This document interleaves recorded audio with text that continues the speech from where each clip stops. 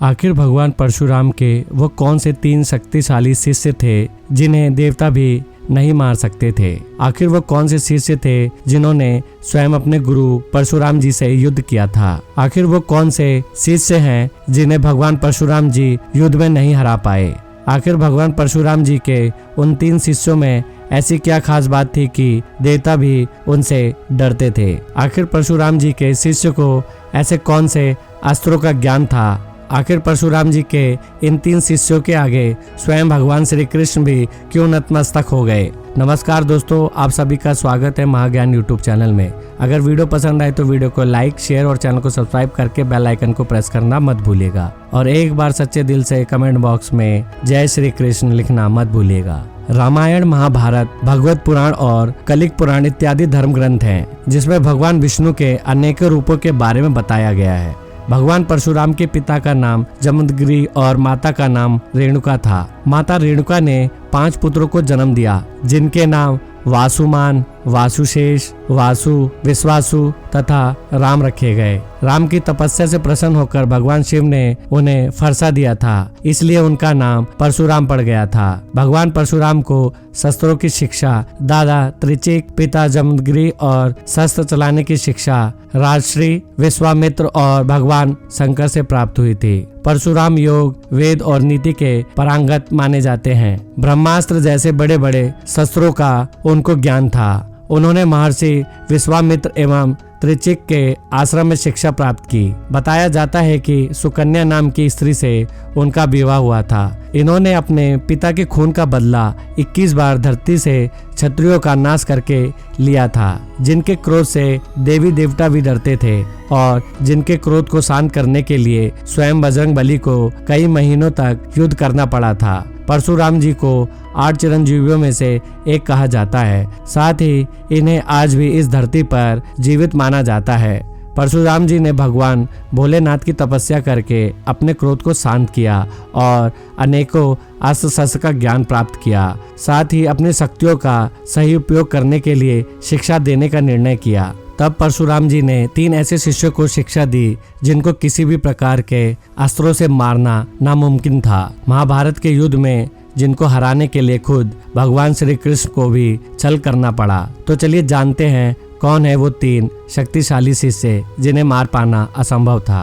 पहला, गुरु द्रोणाचार्य। गुरु द्रोणाचार्य ऋषि भारद्वाज तथा घृताची नामक अप्सरा के पुत्र थे तथा पांडवों और कौरवों के कुल गुरु भी थे। गुरु द्रोणाचार्य भगवान परशुराम के ही शिष्य थे। साथ ही उन्हें भगवान परशुराम जी ने अनेकों प्रकार के अस्त्र शस्त्रों का ज्ञान प्रदान किया था और अनेकों शक्तिशाली अस्त्र भी प्रदान किया। उनमें इतना बल था कि वह अकेले ही कई राज्य को जीतने की क्षमता रखते थे।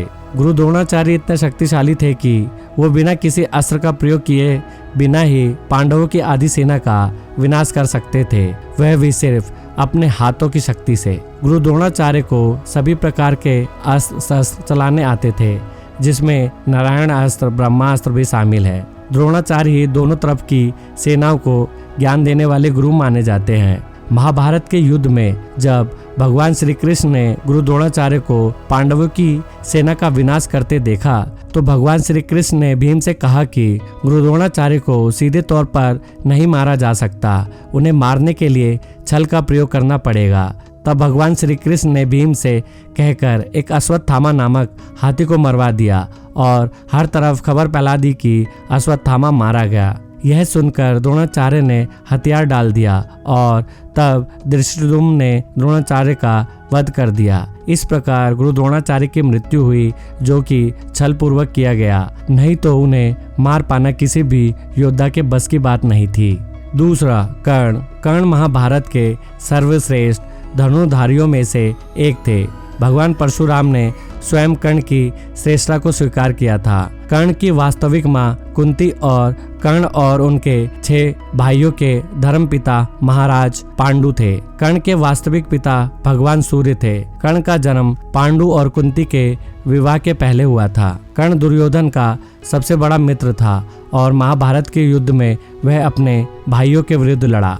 कर्ण को एक आदर्श दानवीर माना जाता है, क्योंकि कर्ण ने कभी भी किसी मांगने वाले को दान में कुछ भी देने से कभी भी मना नहीं किया। कर्ण ने भले ही परशुराम जी से झूठ बोलकर शिक्षा ली थी, लेकिन उन्हें परशुराम जी का सबसे प्रिय शिष्य माना जाता है। अंगराज कर्ण को अपने जीवन काल में अपने अधिकार के लिए लड़ना पड़ा था। जब उनका कोई साथ नहीं दे रहा था, तब दुर्योधन ने उनका साथ दिया और उन्हें समाज से सम्मान भी दिलवाया, जिसका कर्ज उन्होंने महाभारत के युद्ध में कौरवों का साथ देकर चुकाया। दानवीर कर्ण ने इंद्र को अपने मात्र 3 बाणों से भयभीत कर दिया था। कर्ण इतने शक्तिशाली थे कि जिस जरासंध को हराने के लिए भीम को भगवान श्री कृष्ण की सहायता लेनी पड़ी, उस जरासंध को कर्ण ने बहुत ही आसानी से कई बार हराया था। जब अर्जुन और कर्ण के बीच महाभारत का युद्ध हो रहा था, तब उस समय अर्जुन के रथ पर भगवान श्री कृष्ण खुद बैठे थे। साथ में उनके रथ की ध्वजा पर स्वयं बजरंगबली